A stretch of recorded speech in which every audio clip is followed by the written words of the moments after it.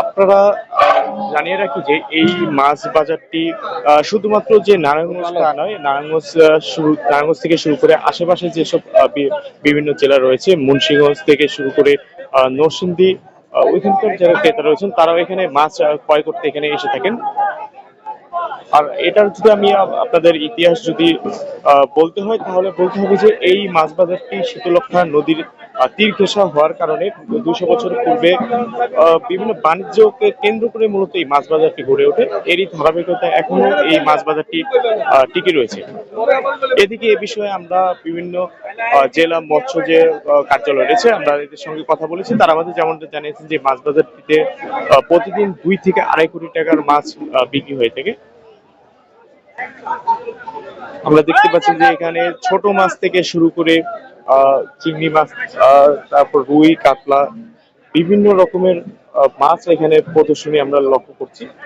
এদিকে আমরা এখানে যারা মৎস্য ব্যবসায়ী রয়েছেন তারা আমাদের যেমনটা জানিয়েছেন যে এখানে খুলনা, সাতক্ষীরা, চট্টগ্রাম থেকে শুরু করে সুনামগঞ্জ, কুমিল্লা, ফরিদপুর, বরিশাল সহ দেশের প্রায় অধিকাংশ জেলা থেকে এখানে মাছ এসে থাকে। এদিকে আমরা একাধিক ক্রেতার সঙ্গে কথা বলেছি। তারা যেমনটা জানিয়েছেন যে এখানে বিভিন্ন ধরনের মাছ পাইকারি দামে তারা এখানে ছুটে আসেন।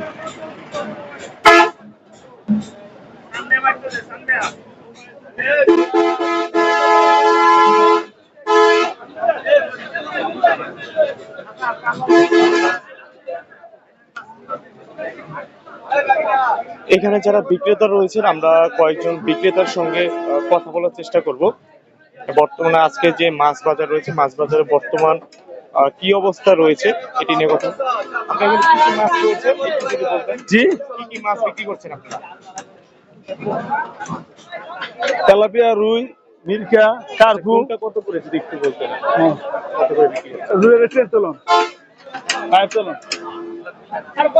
যেমনটা তিনি আসলে জানাতে আপত্তি জানাচ্ছেন, আমরা আরো কয়েকজন বিক্রেতার সঙ্গে কথা বলবো।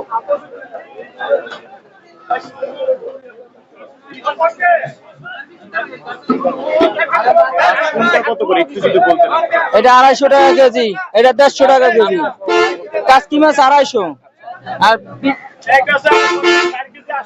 বিরিকে পেলে যে 150 টাকা আর চিংড়ি মাছ 800 টাকা।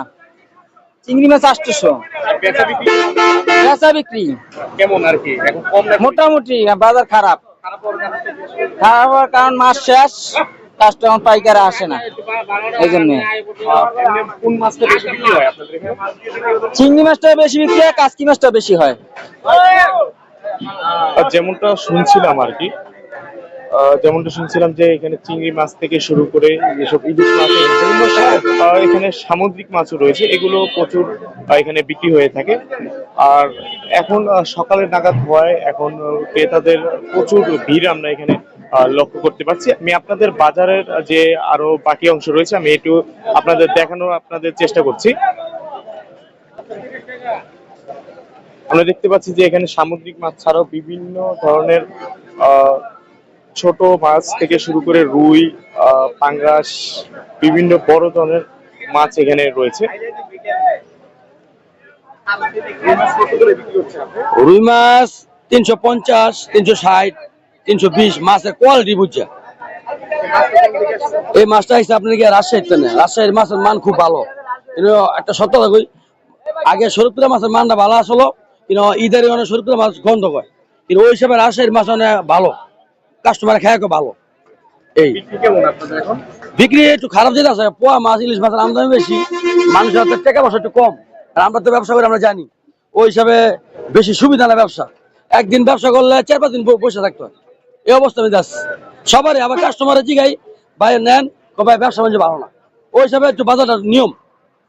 আচ্ছা, আমরা যেমনটা শুনছিলাম যে মাসের মূলত শেষ দিকে হওয়ার কারণে এখন তাদের বেচা বিক্রি কিছুটা কম রয়েছে, এবং তারা যেমনটা জানিয়েছেন যে এই যে রুই মাছ এখানে বাজারে বিক্রি হচ্ছে এটি রাজশাহী থেকে এসেছে, এবং বর্তমানে 250 থেকে শুরু করে 350 টাকায় প্রতি কেজি এখানে বিক্রি হচ্ছে।